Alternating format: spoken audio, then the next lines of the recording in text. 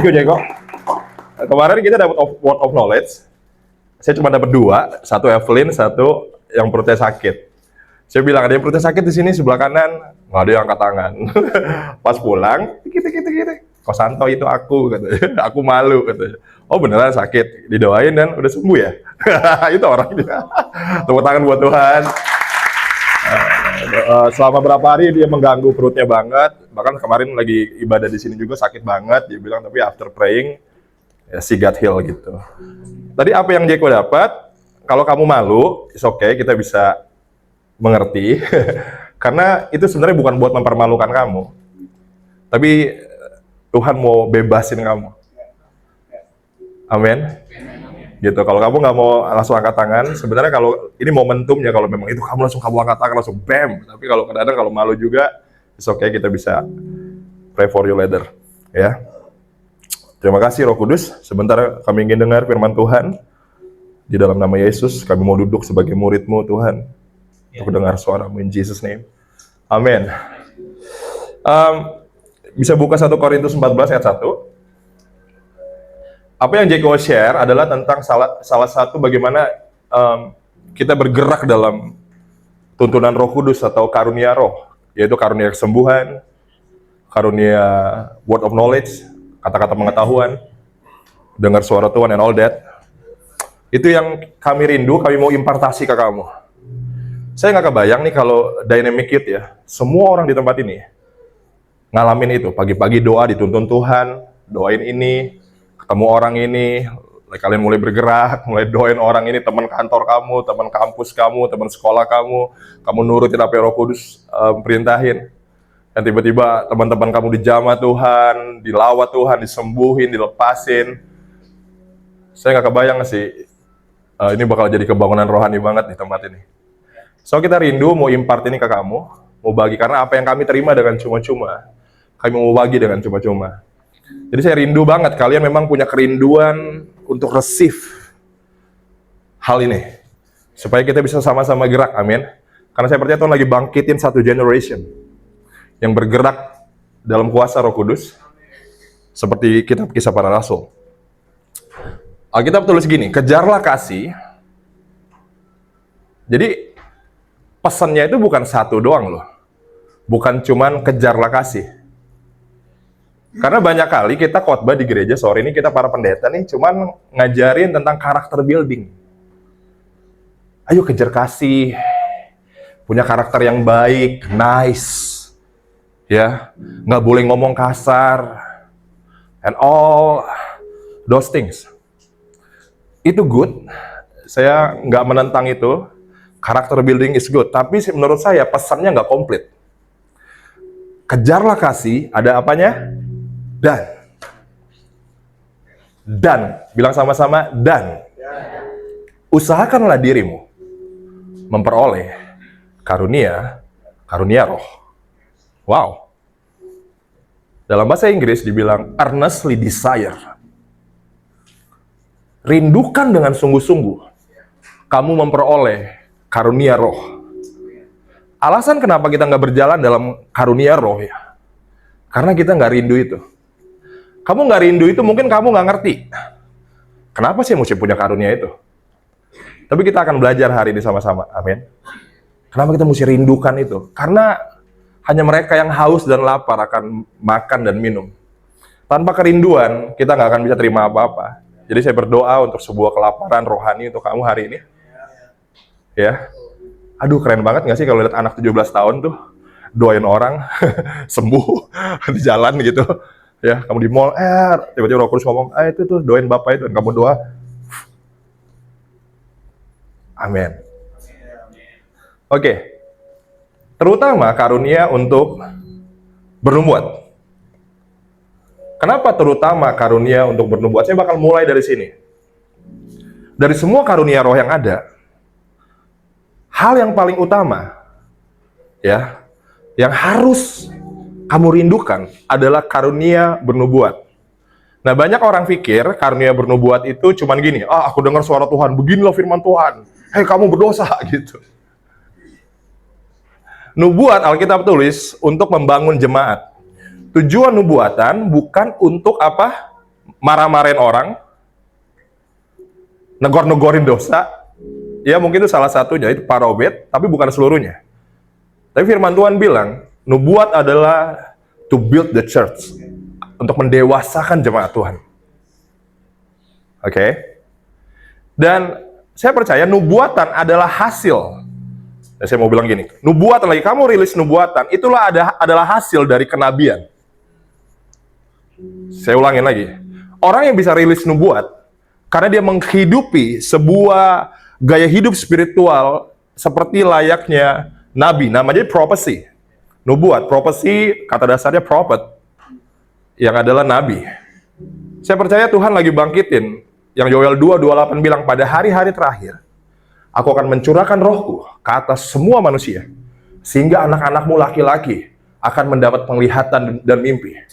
Mereka akan bernubuat. Amin. Ada dimensi kenabian yang mau Tuhan bawa kepada satu generasi. Karena Roh Kudus turun atas mereka. Itu kenapa kita mesti rindukan hal ini. Prophetic life bukan cuma buat kelihatan kamu gimana-gimana. Prophetic life itu sangat membantu kamu dalam keintiman kamu dengan Tuhan. Detik kamu terima karunia nubuat, kamu dibawa masuk ke dalam gaya hidup kenabian, di mana kamu berhubungan dengan Tuhan dua arah. Karena kamu baca di Alkitab, Nabi punya kehidupan rohani yang dua arah dengan Tuhan. Dia nggak cuma ngomong dengan Tuhan, dia dengar Tuhan ngomong ke dia. Ini percakapan dua arah, ini gaya hidup kenabian.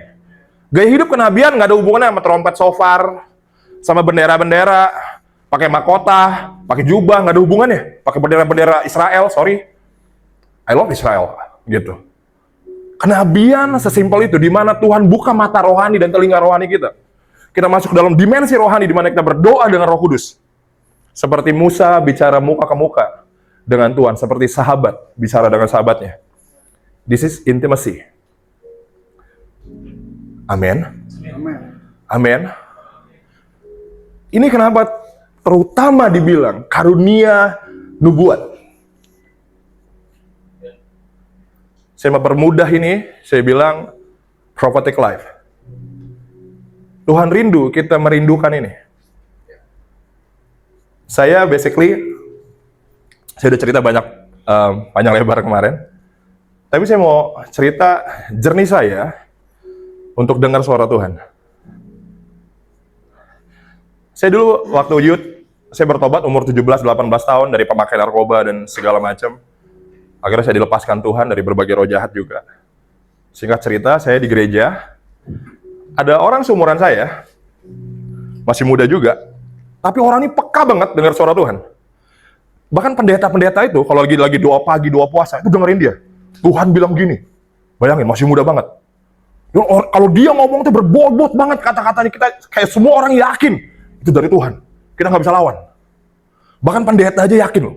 Bukan satu pendeta yang denger dia masih muda. Saya bilang, wow, saya bilang, orang ini hebat banget. Karena saya haus akan Tuhan, saya bilang, saya bawa dia ke rumah saya. Saya tanya, bro, gue rasa lu ini dengar suara Tuhan terus ya. Gimana sih cara dengar suara Tuhan? Dia ngomong gini, hah, dengar suara Tuhan? Gimana? Ya denger aja. Saya bilang, denger aja. Ya denger aja. Nggak ada gimana-gimana, denger aja. Bingung nggak? Saya nggak ngerti kata-kata dia sampai di titik tertentu dalam kedewasaan rohani saya. Ayat di mana yang bilang dombaku mengenal suaraku. Itu kebenaran. Detik kamu lahir baru, kamu punya akses mendengar suara Tuhan. Kenapa kamu nggak dengar? Kamu nggak sadar kamu punya itu. Kamu nggak percaya kamu punya itu. Kamu nggak percaya that's inside your DNA. Itu ada dalam your spiritual DNA yang Tuhan taruh dari awal sejak kamu born again. Tapi kamu nggak percaya itu? Kamu pikir kamu nggak punya itu? Kamu nggak sadar akan itu. Akhirnya kamu nggak experience apa yang Tuhan mau kasih ke kamu. Itu yang saya alamin. Amin. Dan saya mulai rindu, saya mulai masuk dalam tim doa. Saya rindu, saya mau dengar suara Tuhan, saya rindu mau in touch dengan Tuhan lebih dalam. Dan pelayanan pertama saya adalah, saya kemarin cerita sama Ci Angel, Pelayanan pertama saya adalah pendoa syafaat. Saya akan di sebuah ruangan kecil, nggak ada AC. Bersama teman-teman saya 4 orang, 5 orang, kita akan berdoa bahasa roh, sampai keringetan, baju bau asem, baju basah, berdoa supaya lawatan Tuhan turun ke ibadah. Itu aja yang dilakuin. Ya Minggu, sebelum ibadah yud kita bakal masuk ruangan itu. Itu sebenarnya tempat tidur satpam di gereja. Kita bakal masuk di situ. Kita boleh basakara, 1 jam, 1,5 jam kita bakal tenggelam dalam hadirat Tuhan. Pray and pray supaya lawatan Tuhan turun atas generasi. Tapi dalam perjalanan itu, lagi saya mulai mengejar itu, saya perlahan-perlahan mulai menangkap suara Tuhan. Suara Tuhan makin lebih jelas, saya mulai ngerti, oh ini suara Tuhan, ini suara saya, atau suara setan, saya mulai mengerti tentang itu. Amin. Saya mau berdoa, kita semua punya kerinduan ini, untuk punya hubungan doa arah dengan Tuhan. Makin saya dewasa rohani dalam titik ini, mendengar suara Tuhan semakin lebih jelas. Saya percaya ini sebuah journey, prophetic journey buat semua orang. Ya. Karena Alkitab Yesaya kemarin bilang, Yesaya 52 ayat 4, sorry. Tuhan mempertajam telingaku untuk mendengar, seperti seorang murid. Pendengaran akan suara Tuhan, berarti kamu punya hubungan dengan Tuhan lebih dalam, itu akan makin tajam, dan tajam, dan tajam, dan tajam, dan kamu akan makin peka dengan Tuhan. Itu yang pertama. Karunia profetik atau karunia nubuatan, gaya hidup yang profetik membuka diri kita untuk hal-hal yang lebih besar. Karena kepekaan rohani yang ada di roh kita mulai ngerti. Saya mau cerita ini kesaksian. Suatu hari saya KKR di sebuah desa. KKR-nya anak muda. Nggak ada rencana buat apa-apa nih. Nggak ada rencana buat kesembuhan, KKR kesembuhan nggak ada. Kita mau KKR anak muda, titik. Tapi seingat saya yang datang bukan cuma anak muda waktu itu. Ya saya lupa berapa banyak orang. Itu pertama kalinya Roh Kudus bicara dengan saya dengan cara yang berbeda. Saya mau kasih tahu kamu ini. Lagi saya di mimbar, lagi hadirat Tuhan mulai kuat. Tiba-tiba saya rasakan leher saya kayak ada something di sini saya. Langsung saya tanya, ada yang sakit di bagian leher? Ada. Dan bagian tubuh tiba-tiba seperti ada ada bobot atau tekanan tertentu di bagian tubuh saya. Nah, setiap saya panggil itu, saya bilang, ada yang punya masalah di sini? Maju orang. Ada yang punya di sini? Maju. Dan hampir semua orang yang maju ke depan, Tuhan sembuhin. Itu Tuhan bawa saya masuk ke dalam pengenalan akan suara Tuhan dengan cara yang lebih dalam. Saya nggak pernah experience itu before. Saya biasa dengan mimpi, mungkin penglihatan atau apa. Tapi itu the first moment, lagi saya masuk lebih dalam dengan Tuhan. Saya lagi di mimbar, saya bilang, dan saya sensing ini Tuhan ngomong something. Kok leher gue kayak nggak enak, kayak ada bobot tertentu. Ada sakit di sini, maju orang. Ada yang sakit di sini, badan saya tiba-tiba ada alarm semua, ting ting ting ting ting ting. Tapi saya call out semua apa yang saya sense in my spirit. Itu first time. Sekarang saya udah mulai familiar dengan itu. Kayak kemarin lagi naik Grab, kemarin ke mall, kita sama Jeko sama Rian. Saya sensing Bapak itu sakit di sebelah dada. Gitu, Pak, dadanya sakit ya. Gitu. Kayak udah biasa. Gitu.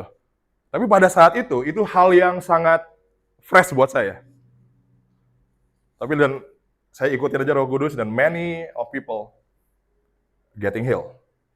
Bahkan salah satu yang ekstrim, ini yang saya mau ceritain, ini karena pekerjaan Roh Kudus bukan pekerjaan saya. Ada satu bapak-bapak, pakai tongkat, jalannya setengah lumpuh, maju ke depan. In that moment, saya nggak doain dia. Tiba-tiba, kayak petir datang. Bam! Orang itu jatuh ke lantai, shaking on the floor. Nggak ada yang tumpang tangan, saya nggak tumpang tangan, saya cuma call out, dia maju doang. Dia jatuh di sini, saya ingat dia sebelah kiri saya. Dia jatuh, dia shaking. Dia bangun, dia pulang nggak pakai tongkat lagi. Dan miracle itu yang happening. Miracle itu yang terjadi hari itu, bagaimana Roh Kudus bekerja, membuat orang-orang di situ bilang, kayaknya kita mesti bawa Kosanto ke tempat-tempat tertentu di desa ini, ada orang-orang yang bermasalah nih. Oke, saya bilang, Kosanto bisa ke sini nggak? Oke, saya bilang, let's go, saya bilang.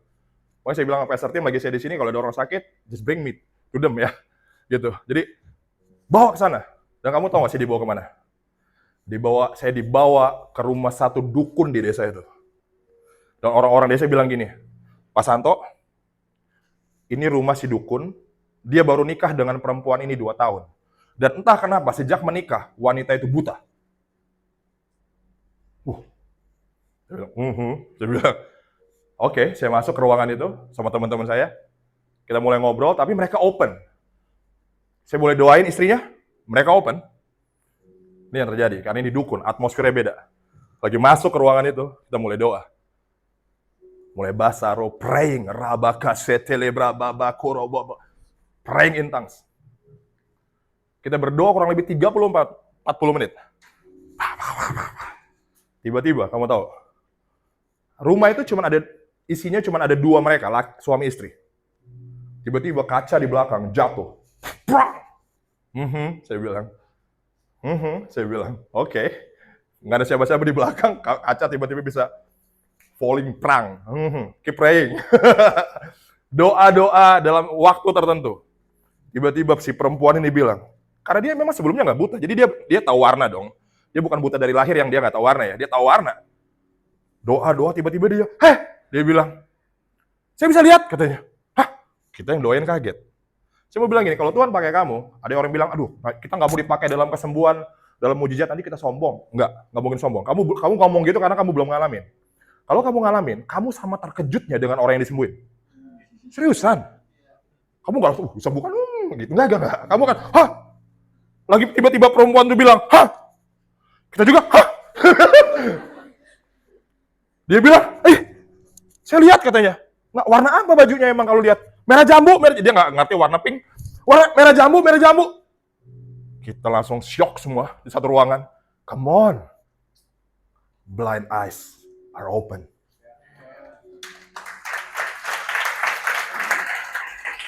That was the first time saya lihat bagaimana Yesus mencelikan mata yang buta.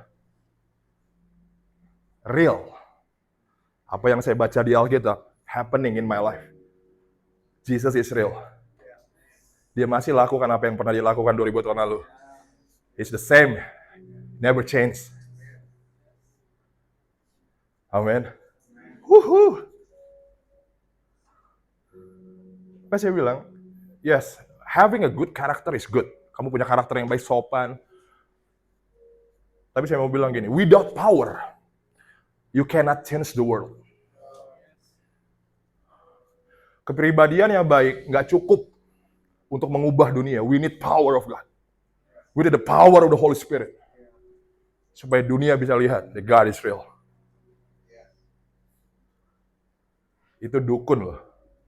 Itu bukan sembarang orang. Tepuk tangan dong, Tuhan. Kamu kayak nggak excited, come on.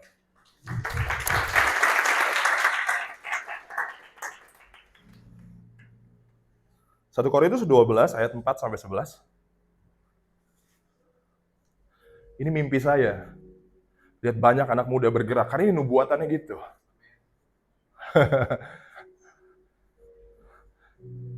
Anak muda. Young people, generation.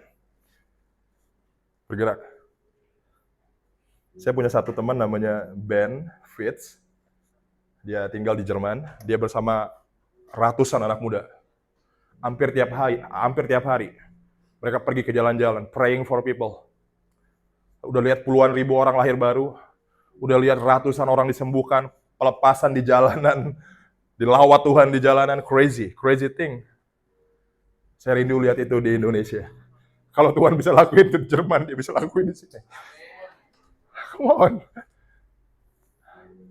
Saya baru searching kemarin, saya chatting dengan Ben, saya bilang, Ben, di kota saya, di Bandar Lampung, where I live, ada 1 juta population of people in my city, ada 1 juta orang di sana. Tapi hanya 2% orang yang percaya kepada Yesus. Hanya 2%. 90% they are lost. Mereka hilang. Kita nggak bisa selfish, cuman enak-enakan di gereja and do nothing. Kita cuma di gereja nikmatin hadirat Tuhan and do nothing for people outside. They are going to hell. We need to do something. We need to wake up. We need to be filled with the power of the Holy Spirit and go out. And preach the gospel, heal the sick. Release the power of God. Saya percaya this is the time. God is rising up this generation.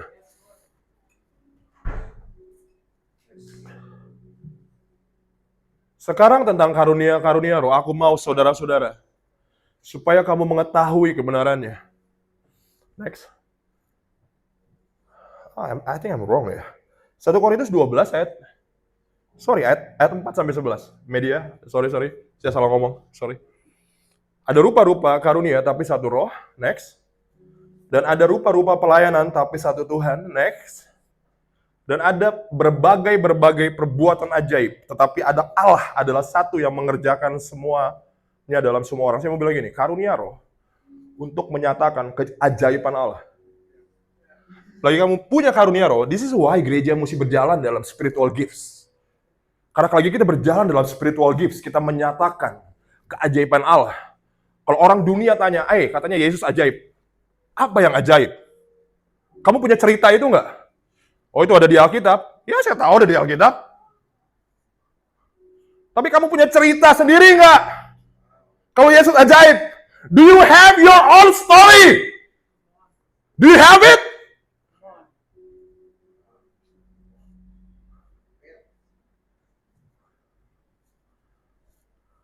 Dunia semua tahu tentang kisah Musa, kisah Paulus. Tapi saya mau bilang gini, dunia butuh dengar cerita kamu. Betapa dahsyat dan ajaibnya Allah kita. Next. Tetapi kepada setiap orang dikaruniakan pernyataan roh untuk kepentingan bersama. Next.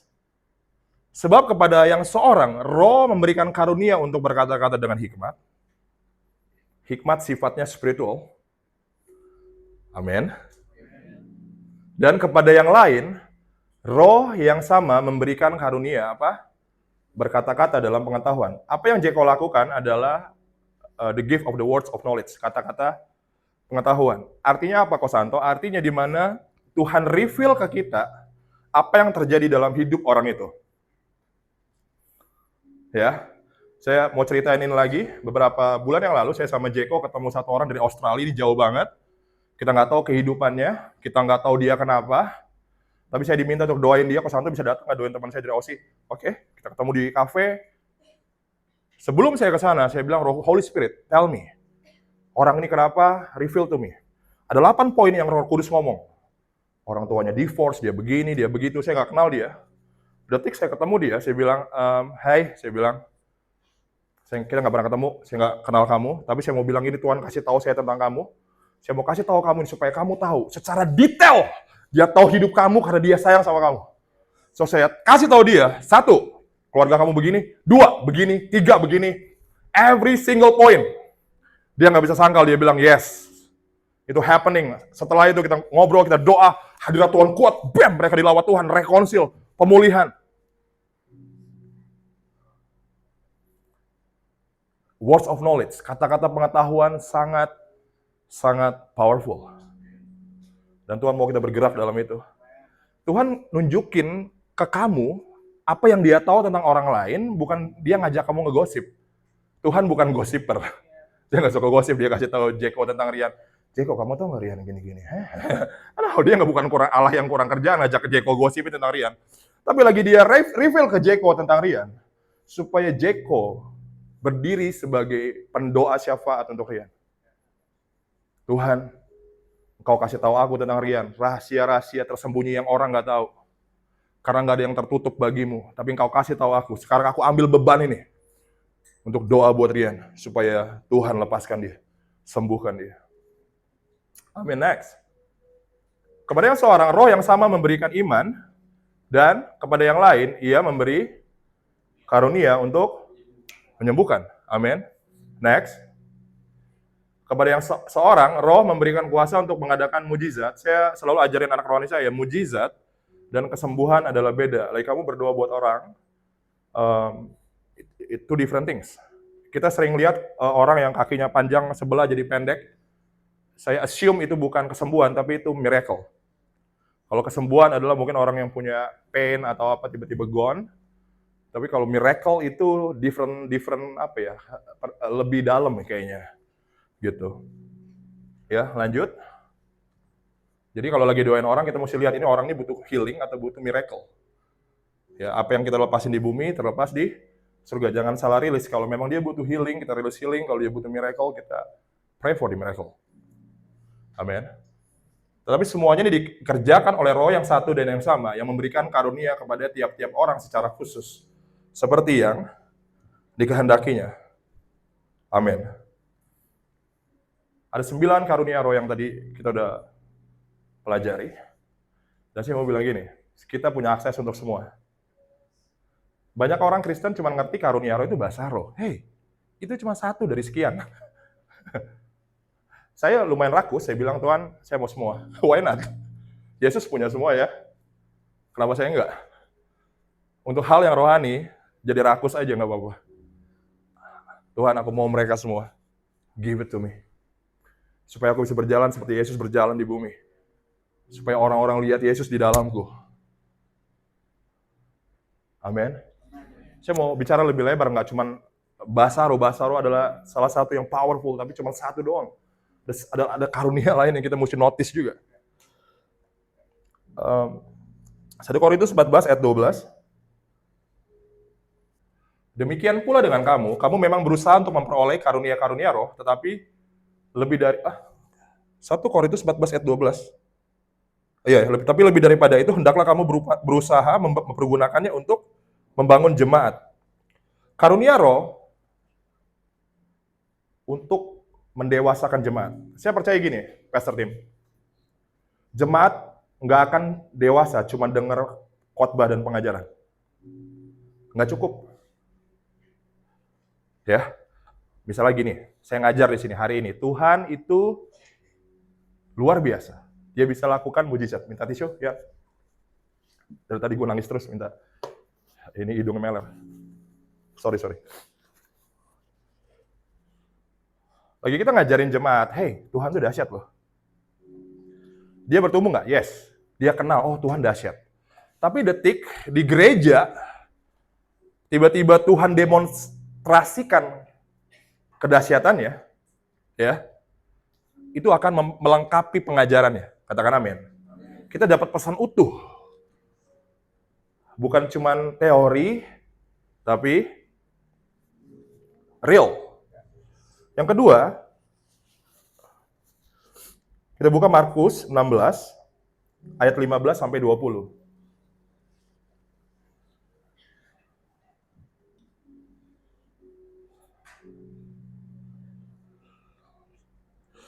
Markus 16 ayat 15 sampai 20.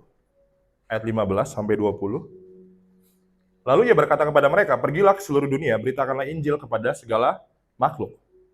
Siapa yang percaya dan dibaptis akan diselamatkan, tapi siapa yang tidak percaya akan dihukum. Lanjut.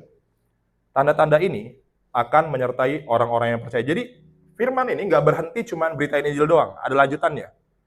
Kamu aku utus beritain Injil, tapi tanda-tanda ini akan menyertai kamu. Kamu nggak nginjil tanpa tanda-tanda, kamu nggak nginjil tanpa senjata, kamu perang dengan senjata. Amin. Kita nggak nginjil dengan debat. Senjata kita bukan debat. Senjata kita kuasa roh Allah. Saya udah testimoni ini kemarin. Tanda-tanda ini akan menyertai orang-orang yang percaya. Mereka akan mengusir setan-setan demi namaku. Mereka akan berbicara dalam bahasa-bahasa yang baru bagi mereka. Lanjut. Mereka akan memegang ular dan sekalipun mereka minum racun maut, mereka tidak akan mendapat celaka. Mereka akan meletakkan tangannya atas orang sakit dan orang itu akan sembuh. Tujuan karunia roh adalah memperlengkapi penginjilan. Supaya kita bisa keluar ke sana, supaya jiwa-jiwa bisa dikembalikan kepada Tuhan. Amin. Berapa bulan yang lalu saya baru sama anak-anak komsel di sebuah rumah. Lalu yang punya rumah itu bilang, saya mau didoain dong, kaki saya sakit katanya. Oke, ini ibu-ibu badannya gemuk banget. Dan dia duduk, ya. Saya bilang, AI kenapa? Aduh Santo, saya tuh kalau dari duduk mau bangun aja nggak bisa, ya. Ini yang terjadi. Sakitnya ya di mana? Di lutut, dia bilang. Yuk kita doain yuk. Baru didoain cuma berapa detik. Dalam nama Yesus. Lepaskan kesembuhan. Tiba-tiba, orang yang bangun aja nggak bisa, gerak aja nggak bisa, tiba-tiba mau nendang saya dia. Dalam nama Yesus. Tiba-tiba dia bangun. Manifest. Wah, saya bilang, ini bukan ini lagi nih. Saya bilang, lihat teman-teman tadi, dia bilang gerak aja dia nggak bisa. Sekarang dia mau nyepakin saya nih. Dia agresif banget mau nyerang saya. Karena badannya gemuk ya. Tuh anak-anak komsel langsung, pegang. Karena susah banget. Akhirnya ibu itu jatuh ke lantai. Kita doain dia dilepaskan dari roh jahat. Setelah dilepaskan dari roh jahat, dia bangun, kakinya udah nggak sakit lagi. Dia totally heal.